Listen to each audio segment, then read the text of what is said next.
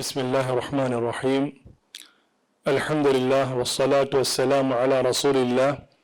وعلى آله وصحبه من والاه أما بعد. सबसे पहले मैं आप तमाम को यहाँ पर नई जगह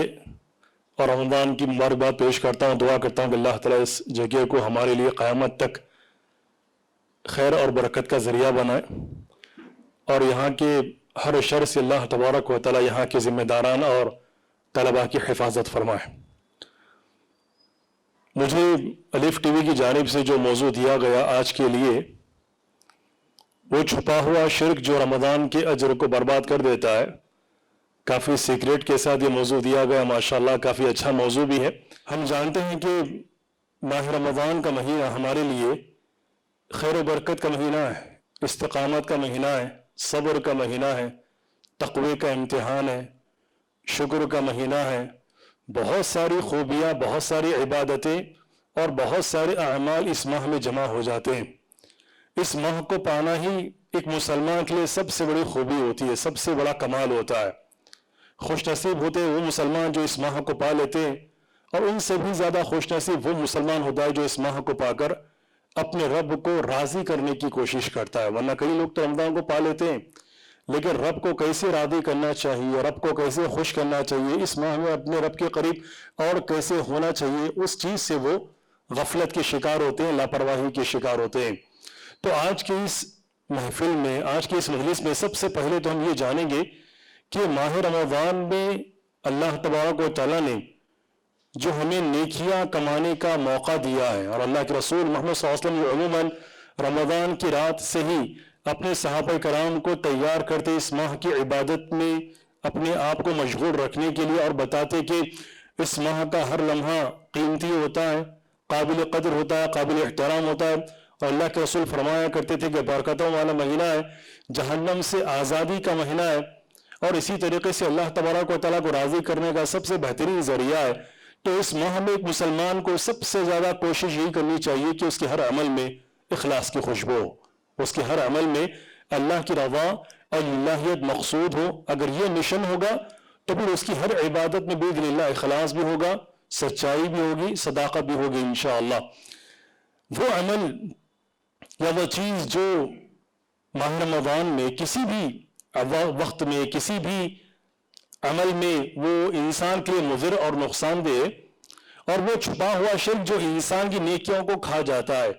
जो इंसान की ज़िंदगी को तबाह व ताराश कर देता है और देखते ही देखते वो छोटे शिर्क से बड़ा शिर्क बन जाता है, बड़ा गुनाह बन जाता है. वो शिर्क असगर यानी रिया है, रियाकारी. ये सबसे ख़तरनाक शिर्क होता है, बल्कि उलमा और सलफ़ के कौल के मुताबिक तो शिर्क अकबर से ज़्यादा ख़तरनाक होता है. मुसलमान का बराह रास्त शिर्क अकबर का इर्तिकाब करना बहुत मुश्किल होता है. कुछ लोग होते हैं जिनके पास इल्म नहीं होता है, नॉलेज नहीं होती है, सही अकीदे का इल्म नहीं होता है, तो वो लोग कहीं ना कहीं शिर्क अकबर के शिकार हो जाते हैं लाशऊरी में या जहालत में. लेकिन शिर्क असगर एक ऐसा गुनाह है, छोटा शिर्क, जिसकी जाल में, जिसके फंदे में कोई भी इंसान उसका शिकार हो सकता है. सिर्फ आम मुसलमान नहीं बल्कि वक्त के अकाबिर उलमा, वक्त के बहुत बड़े उब्बाद, वक्त के बहुत बड़े ज़ुहाद, अपने आप को मुत्तकी कहने वाले, अपने आप को नेक बताने वाले, अपने आप को अच्छा इंसान बताने वाले, वो सबसे ज़्यादा इस जहरीले सांप के जहर के शिकार हो जाते. जहरीला सांप अगर उसके करीब भी जाएंगे तो वो उसके डस से सारी जहर को जिस्म में फैला देगा और वो इंसान के जिस्म को खा जाएगा. तो ठीक उसी की मिसाल वो रियाकारी की है. रियाकारी की मिसाल हो बहू जहरीली नागिन की है. जहरीली नागिन जैसे डसने पर इंसान को अपने मौत के शिकंजे में ले लेती है, अपने जहर के जाल में फंसा लेती है, इंसान डायरेक्ट लुक़्मा अजल मौत के लुक़मे में चला जाता है, वैसे ही रियाकारी इंसान के सारे अमल को खा जाती है, सारे अमल को. इसीलिए अल्लाह तबारक व तआला ने सूरह मोहम्मद में क्या फरमाया, या अय्युहल्लज़ीना आमनू अतीउल्लाह व अतीउर रसूल वला तुबतिलू अअमालकुम. ईमान वालो तुम इताअत करो, अल्लाह ताला की इताअत करो, रसूल की, और अपने अमाल को बर्बाद ना करो. इंसान का अपने अमल को सिक्योर रखना, अपने अमल की सेफ्टी करना, अपने अमल की हिफाजत करना बहुत जरूरी है. अपने अमल की बंदा अगर हिफाजत नहीं करेगा تو پل بھر میں جو انسان اتنی محنت کرتا ہے، مشقت کرتا ہے، تگ و دو کرتا ہے، اپنے آپ کو دن بھر لمبی فاسٹنگ میں رکھتا ہے، لمبے روزے میں رکھتا ہے، لیکن جیسے ہی اس عمل کا مقصود یہ ہو جائے کہ میں لوگوں کو راضی کروں، میں لوگوں کو خوش کروں، میں لوگوں کے چرچے میں جاؤں، میں لوگوں کی تعریف بٹوروں، میں لوگوں کی شہرت میں آ جاؤں، تو پھر وہ ساری نیکیوں پر، محنت پر اور مشقت پر انسان کے پانی پھر جاتا ہے، ساری محنت اس کی اکارت ہو جاتی ہے اور برباد ہو جاتی ہے۔ اسی اللہ تبارک و تعالیٰ نے خاص طور سے ہمیں اخلاص کا حکم دیا اور ریاکاری سے دور رہنے کی تلقین کی۔ اسی لیے اللہ تعالیٰ نے سورہ کہف کے آخر میں فرمایا فَمَنْ كَانَ يَرْجُو لِقَاءَ رَبِّهِ فَلْيَعْمَلْ عَمَلًا صَالِحًا وَلَا يُشْرِكْ بِعِبَادَةِ رَبِّهِ أَحَدًا، جو کوئی اپنے رب سے ملاقات کی امید رکھتا ہو فَلْيَعْمَلْ عَمَلًا صَالِحًا، وہ چاہیے کہ وہ نیک عمل کرے اور اپنے رب کی عبادت میں کسی کو بھی شریک نہ کرے۔ اس آیت کی تفسیر میں حافظ ابن کثیر رحمۃ اللہ علیہ فرماتے ہیں فَمَنْ كَانَ يَرْجُو لِقَاءَ رَبِّهِ، بس جو کوئی اپنے رب سے ملاقات کی امید رکھتا ہے، یعنی کہ جسے یہ خواہش ہو کہ اسے اپنے رب کے پاس ثواب ملے، اپنے رب کے پاس کسی عمل کی جزا ملے، فَلْيَعْمَلْ عَمَلًا صَالِحًا، تو اسے چاہیے کہ سب سے پہلے وہ نیک عمل کرے۔ نیک عمل کب ہوتا ہے؟ جب اس کا وہ عمل اللہ کے رسول محمد صلی اللہ علیہ وسلم کی شریعت کے مطابق اور موافق ہو۔ اور دوسری اہم اور کڑی شرط وَلَا يُشْرِكْ بِعِبَادَةِ رَبِّهِ أَحَدًا، اور اپنے رب کی عبادت میں کسی کو بھی شریک نہ کرے، کسی کو بھی شریک نہ کرے۔ اس کا مطلب یہ نہیں کہ آپ احجار کو شریک کرنے سے گریز کرے، بلکہ کسی کو بھی شریک نہ کرے کہ اس اللہ تعالیٰ کی مرضی کو پانے کے لیے، اللہ کی رضا کو پانے کے لیے، اللہ کی خوشنودی کو پانے کے لیے آپ کسی دنیا کی پرواہ نہ کریں، کسی انسان کی پرواہ نہ کریں۔ لوگ ناراض ہو جائیں گے، لوگ کیا سوچیں گے، لوگ میرے بارے میں کیا تبصرہ کریں گے، لوگ میرے بارے میں کیا تجزیہ کریں گے، میں فلاں کام اس لیے کروں تاکہ لوگوں کی تعریف پا سکوں، لوگوں کی شہرت میں آ سکوں، لوگوں کی چرچے میں آ سکوں۔ اگر یہ آپ کا مشن ہوگا، یہ اگر مقصود ہوگا، تو پھر آپ کی ساری عبادتیں، آپ کے سارے اعمال وہ اللہ تعالیٰ کے یہاں برباد ہو جائیں گے۔ اسی لیے ریاکاری سے بچنا بہت ضروری ہے۔ ریاکاری بظاہر انسان وہ عمل اس لیے کرتا ہے کہ لوگوں کو محسوس ہوتا ہے کہ وہ اچھا عمل کر رہا ہے، لیکن دل میں اس کی نیت چھپی ہوئی ہوتی ہے، وہ ہے لوگوں کی تعریف کو پانا، لوگوں کی مدح کو پانا اور لوگوں کے چرچے میں آنا۔ اسی لیے اللہ کے رسول محمد صلی اللہ علیہ وسلم نے کافی سختی کے ساتھ اس ریاکاری کی مذمت کی ہے، اس ریاکاری کی خطورت اور اس کے نقصان کو بیان کیا، جیسا کہ ابو سعید الخدری بیان فرماتے ہیں کہ اللہ کے رسول محمد صلی اللہ علیہ وسلم کے آنے سے قبل یہ صحابہ کرام آپس میں کسی مسئلے میں مذاکرہ کر رہے تھے، اور مسئلہ کون سا مسئلہ تھا؟ کافی اہم ترین مسئلہ تھا، مسیح دجال کا مسئلہ تھا۔ مسیح دجال کا فتنہ دنیا کا سب سے بڑا فتنہ ہوتا ہے، ہر نبی نے اپنے قوم کو مسیح دجال کے فتنے سے ڈرایا ہے۔ اللہ کے رسول صلی اللہ علیہ وسلم نے کیا فرمایا؟ الا اخبرکم بما هو اخف علیکم عندی من مسیح الدجال، تم لوگ تو آپس میں مسیح دجال کے بارے میں مذاکرہ کر رہے ہو، بحث کر رہے ہو، بات چیت کر رہے ہو، لیکن کیا میں تمہیں ایک ایسے گناہ کے بارے میں نہ بتاؤں جو میرے نزدیک مسیح دجال کی فتنے سے بھی خطرناک ہے؟ مسیح دجال جبکہ دنیا کا سب سے بڑا فتنہ ہے، اور وہ فتنے کی لپیٹ میں کوئی بھی انسان خاص طور سے کافر اور منافق یوں ہی آ جائیں گے، کیونکہ وہ انسان ایک طرف اپنے ہاتھ میں جنت کو لے کر آئے گا، دوسری طرف جہنم کو لے کر آئے گا، اور اس وقت اللہ تعالیٰ اسے کچھ ایسی قدرتیں عطا کرے گا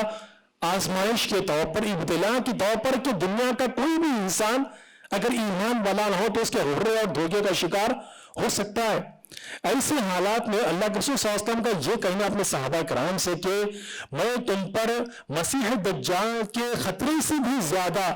جس گناہ کا خطرہ محسوس کرتا ہوں، اندیشہ محسوس کرتا ہوں، کیا میں تمہیں اس گناہ کے بارے میں نہ بتاؤں؟ تو صحابہ کرام چونکہ نیکیوں کے حریص تھے، نیکیوں کے شوقین تھے، اور جانتے تھے کہ نیکیوں پر عمل کرنا اور گناہوں سے دور رہنا کتنا اہم ہو جاتا ہے، تو بتا اللہ کے رسول کیوں نہیں، ضرور بتائیں۔ تو اللہ کے رسول صلی اللہ علیہ وسلم نے فرمایا، اللہ کے رسول ضرور فرمائے الشرک الخفی، وہ ہے چھپا ہوا شرک، الشرک الخفی وہ ہے چھپا ہوا شرک۔ پھر اس کے اللہ کے رسول صلی اللہ علیہ وسلم نے اس کی تفسیر کی ان یقوم الرجل فیصلی فیزین صلاته لما یری من نظر رجل، آدمی کھڑا ہو اور جیسے ہی کھڑا ہو نماز کے لیے تو لوگوں کو دکھانے کے لیے اپنی نماز کو خوب صورت بنائے، اپنی نماز کو خوبصورت بنا محض اس لیے کہ فلاں کوئی آپ کو دیکھ رہا ہو. اب دیکھیے یہ ایسا جال ہے، ایسا پھندا ہے جس کی لپیٹ میں کوئی بھی انسان آ سکتا ہے. کوئی عام مسلمان کہیں آنا ضروری نہیں ہے، کوئی بھی انسان اس کا شکار ہو سکتا ہے. اسی لیے اللہ کے رسول صلی اللہ علیہ وسلم نے اس چھپے ہوئے شرک کو، اس دبے ہوئے شرک کو مسیح دجال کے فتنے سے بھی زیادہ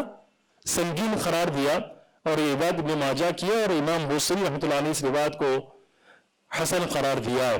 امام شوکانی رحمۃ اللہ علیہ اس حدیث کی تفسیر میں فرماتے ہیں جو عمل انسان اللہ کے لیے کرنے کی کوشش کرتا ہے لیکن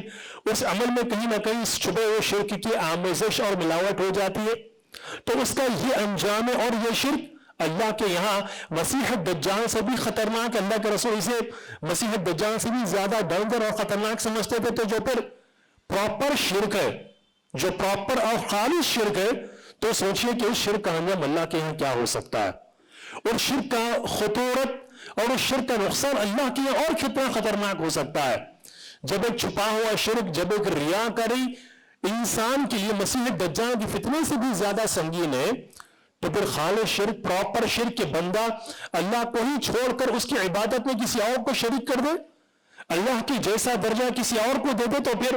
وہ شرک تو اللہ تعالیٰ کے یہاں اور بھی خطرناک ہو جاتا ہے. اور مزید اللہ کے رسول محمد صلی اللہ علیہ وسلم نے اس چھپے ہوئے شرک کی سنگینی اور اس کے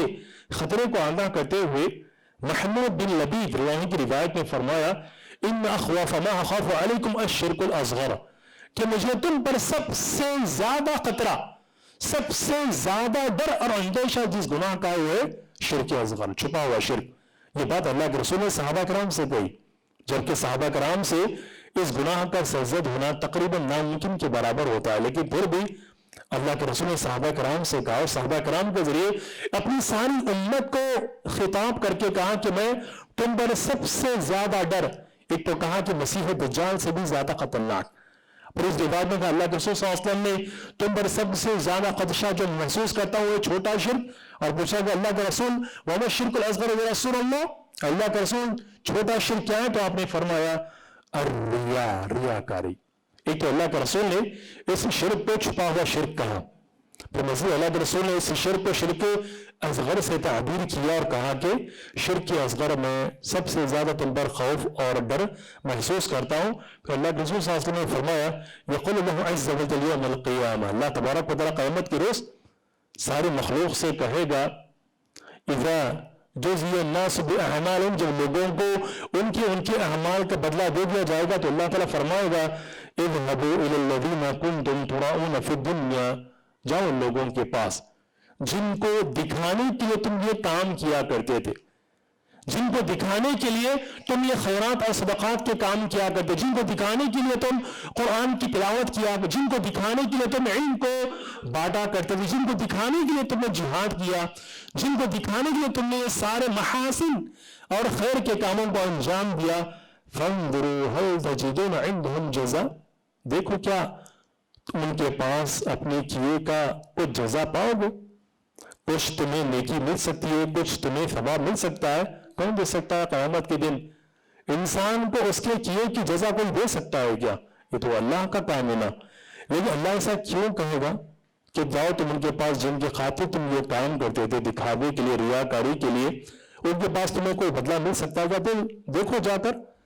توبیخ کے طور پر، ڈانٹ کے طور پر، غصے کے طور پر، ناراضگی کے طور پر اللہ کا یہ کلام ہوگا. مطلب یہ کہ قیامت کے روز تو اللہ کے سوا وہاں پر کسی کی نہیں چلتی ہے، وہاں تو صرف ایک ہی بادشاہت کی چلے گی، وہاں پر تو صرف الملک الدیان القہار، وہ صرف اللہ کے سوا کوئی اور نہیں ہوگا. لیکن یہ توبیخ کے طور پر، ڈانٹ کے طور پر، زجر کے طور پر، غصے کے طور پر کہا جائے گا کہ دنیا میں جن کو دکھانے کے لیے، شو آف کرنے کے لیے جو نیکی کے کام کرتے تھے، دیکھو جا کر وہ تمہیں تمہارے کسی عمل کا جزا یا بدلہ دے سکتے ہیں کیا؟ اسی طریقے سے اور ایک روایت جو ہمیں ریاکاری کے خطرے سے، چھوٹے شرک سے اور چھپے ہوئے شرک سے آگاہ کرتی ہے، اس کے خطرے کو بیان کرتی ہے. شداد بن اوس رضی بیان فرماتے كنا نعد على عهد رسول اللہ صلی اللہ علیہ وسلم ان الرياء الشرك الاصغر، ہم اللہ کے رسول صلی اللہ علیہ وسلم کے دور مبارک میں سمجھتے تھے کہ ریاکاری ہی سب سے چھوٹا شرک ہے. یہ روایت حاکم کی روایت ہے اور امام ذہبی نے اس روایت کو صحیح قرار دیا. اور امام ابن قیم رحمۃ اللہ علیہ کے قول کے مطابق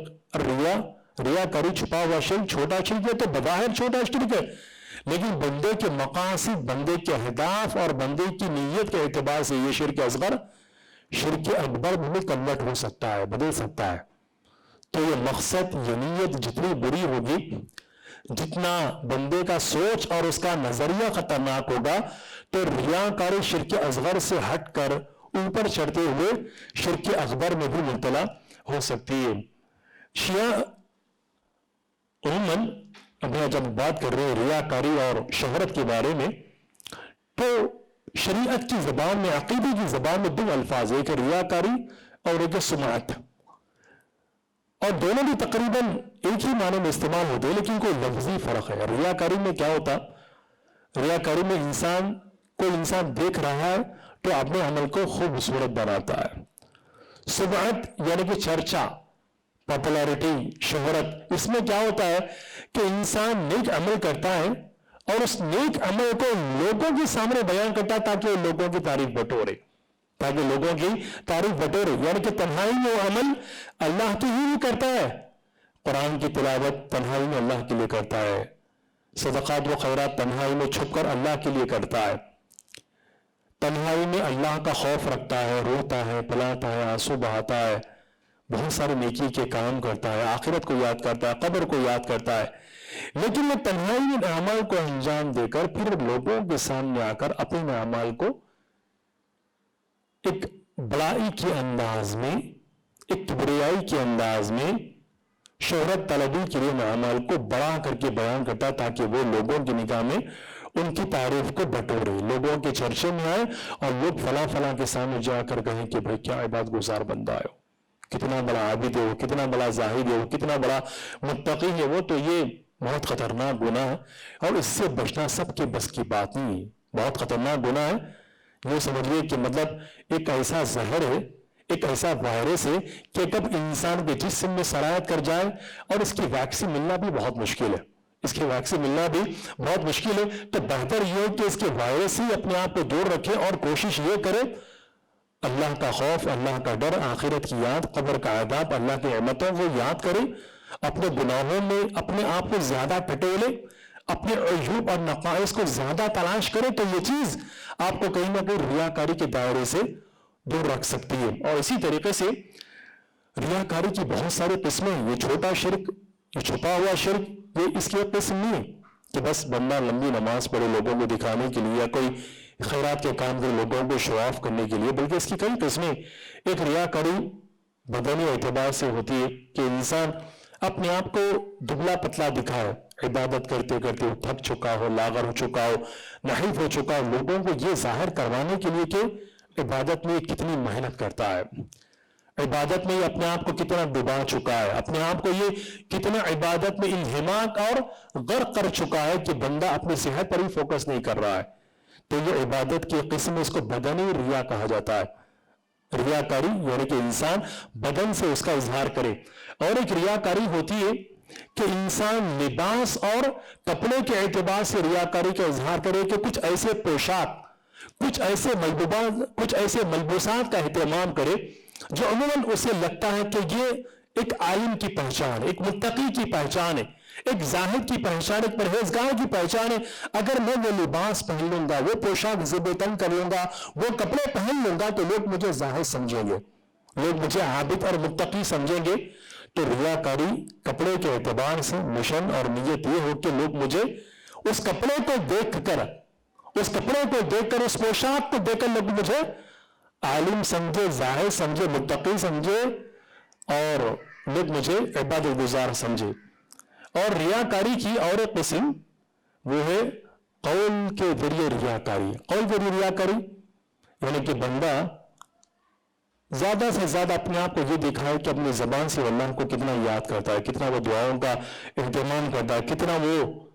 علم کی نشر و اشاعت کرتا ہے، اور کتنی بہترین طریقے سے قرآن کی تلاوت کرتا ہے۔ تو یہ بھی خطرناک زون ہے ریاکاری کا، چھپے ہوئے شرک کا۔ ریاکاری کی اور قسم وہ ہے عمل کی ریاکاری۔ عمل کی ریاکاری کیا ہوتی ہے کہ عموماً بندہ نماز کا اہتمام، صدقات و خیرات کا اہتمام، جود و سخا کا اہتمام، فیاضی اور دیالو کا اہتمام اس لیے کرتا ہے تاکہ لوگ اس کی حمد کریں، تاکہ لوگ اس کی تعریف کریں. اور اسی طرح سے ریاکاری کی 5 قسم ہے کہ انسان زیادہ سے زیادہ دعوتوں کا اہتمام کرے، مخصوص افراد کی دعوت کرے، مخصوص افراد کو اپنی وزٹ کے لیے بلائے، یہ محسوس کروانے کے لیے کہ میں کتنا بڑا ضیافت دار ہوں، کتنا بڑا مہمان نواز ہوں، میں کتنا بڑا مطلب علماء کی قدر کرنے والا یا پھر لوگوں کی دعوتوں کا اہتمام کرنے والا ہو. تو یہ 5 قسم ریاکاری کے دائرے میں آتے ہیں. علماء نے اس کو ریاکاری میں داخل کیا، لیکن یہ ڈیپینڈ کرتا ہے آپ کی نیت پر، آپ کی نیت پہ ڈیپینڈ کرتا ہے. کیونکہ نیتوں کا فیصلہ تو اللہ کے سوا کوئی نہیں کرتا ہے نا، نیتوں کا فیصلہ تو اللہ کے سوا کوئی نہیں کر سکتا ہے. ہم قرآن میں کئی بار پڑھتے ہیں کہ اللہ علیم ذات الصدور، کہ اللہ سینوں کے بھیدوں کو جانتا ہے. ہم پڑھتے ہیں کہ یعلم خائنۃ الاعین وما تخفی الصدور، اللہ تعالیٰ تو آنکھوں کی چوری کو بھی جانتا ہے، اور جو سینے چھپا رہے ہیں وہ سینوں میں کیا راز دفن ہے وہ بھی اللہ جانتا ہے. تو یہ جو 5 قسمیں آپ کے سامنے بیان کی گئی ریاکاری کی، یہ ڈیپینڈ ہے، منحصر ہے، موقوف ہے انسان کی نیت پر، اور نیتوں کا علم اللہ تعالیٰ کے سوا کسی کو نہیں ہے. اور مین چیز جو انسان کو ریاکاری پر آمادہ کرتی ہے، سب سے اہم مدعا، لب لباب یا مغز بولو آپ، جڑ اور اس کی پیڑ، جو انسان بالآخر ریاکاری کا شکار ہوتا ہی کیوں ہے؟ چاہے رمضان ہو یا غیر رمضان ہو، انسان کوئی بھی نیک عمل میں ریاکاری کا شکار کیوں ہو جاتا ہے؟ اس کی سب سے اہم ترین جڑ اور وجہ کیا ہے؟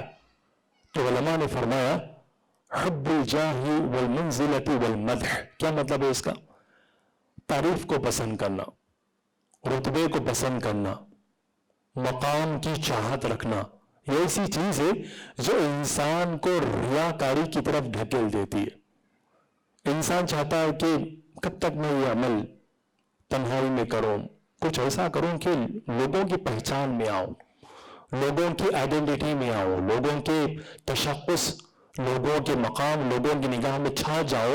تاکہ لوگ میری تعریف کرے، تاکہ لوگ میرا چرچا کرے، تاکہ لوگ میرے اعمال کو بڑا چڑھا کر کسی کے سامنے بیان کرے. تو یہ محبت کی چاہت، قدر و منزلت کی چاہت، ریاست کی چاہت، سرکاری کی چاہت، رتبے کی چاہت انسان کو کہیں نہ کہیں ریاکاری کا شکار بنا دیتی ہے. اور امام ابن قدامہ رحمۃ اللہ علیہ فرماتے ہیں اگر دیکھا جائے تو یہ محبت کی چاہت، رتبے کی چاہت، ریاست اور سرداری کی چاہت، یہ 3 اصول اور 3 بنیادوں کی طرف اس بات کا مصدر اور منبع ہے. پہلی بات حب لذت الحمد، تعریف کا چسکا لگنا، تعریف کا چسکا لگنا. اور دوسری چیز مذمت کا ڈر. اور تیسری چیز لوگوں کے مال کو بٹورنے کی کوشش کرنا. یہ 3 وجوہات ہیں ریاکاری میں پھنس جانے کی. ایک ہے تعریف کی چاہت، اور دوسری چیز مذمت کا ڈر، اور تیسری چیز لوگوں کے اموال اور لوگوں کے پاس جو چیزیں ہیں ان کو بٹورنے کے لیے نیک عمل کرنا. یہ تینوں بھی خطرناک. تعریف کی چاہت بھی بندے کو ریاکاری کا شکار بنا دیتی ہے. مذمت کا خوف کہ اگر میں یہ کام نہ کروں گا تو لوگ مجھے کیا سمجھیں گے، تو انسان ریاکاری کا شکار ہو جاتا ہے. اور تیسری چیز لوگوں کے پاس مال دولت کے خزانے ہوتے ہیں، انبار ہوتا ہے، اس کے میں کیسے لوٹوں، تو میں اس کو لوٹنے کے لیے میں ریاکاری کا ارتکاب کر دیتا ہوں، کوئی نیک عمل کر دیتا ہوں تاکہ میں لوگوں کا مال حاصل کر سکوں. تو مختصر سے وقت میں نے کوشش کی کہ آپ کے سامنے ریاکاری کی تعریف، ریاکاری کے اسباب، ریاکاری کا خطرہ اور ریاکاری کی وجوہات اور اسباب بیان کر سکوں. اور دعا کرتا ہوں کہ اللہ تعالیٰ ہم تمام کو رمضان ہو یا غیر رمضان اس چھپے ہوئے شرک سے محفوظ رہنے کی توفیق عطا فرمائے. اور اس سے محفوظ رہنے کا سب سے آسان ذریعہ جو خود اللہ کے رسول نے سکھایا، آپ اس دعا کو زیادہ سے زیادہ پڑھیے. اللہم انی اعوذ بک ان اشرک بک وانا اعلم واستغفرک لما لا اعلم. وصلی اللہ وسلم والسلام علیکم ورحمۃ اللہ وبرکاتہ.